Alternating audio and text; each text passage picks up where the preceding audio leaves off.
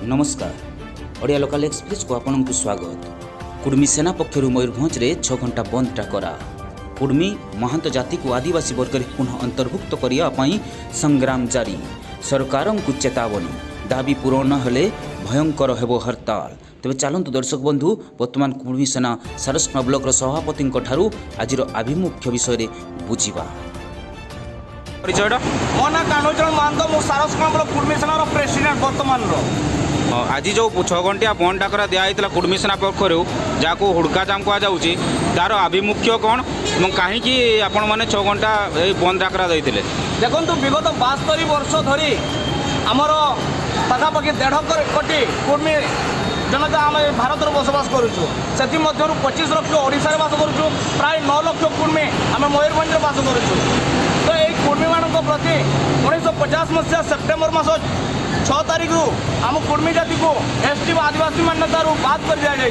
कौन नोटिफिकेशन न जन सरकार जो बाद कर आम पुनर्बार सामिल करने एवं कुर्मी भाषा को हस्तपरिचित मान्यता प्रदान करने आम 6 घंटा बंद डाकरा देचु।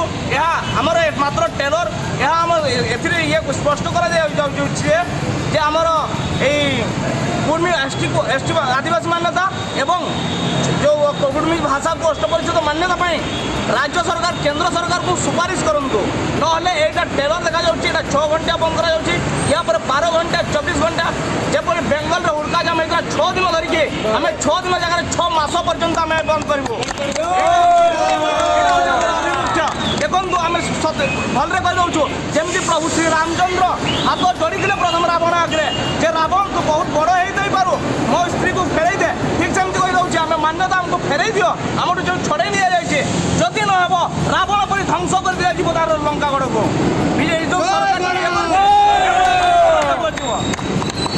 जो गर्व अहंकार रखी सरकार या पूरा नष्ट कर दिया पूरा रास्ता जाक पूरा ठप कर दिया।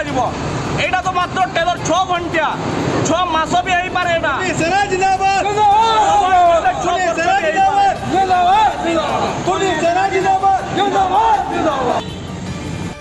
निश्चित भाव आम सहित जोड़ी होते कान्हूचरण महंत सारस्वना कुर्मी सेना सभापति।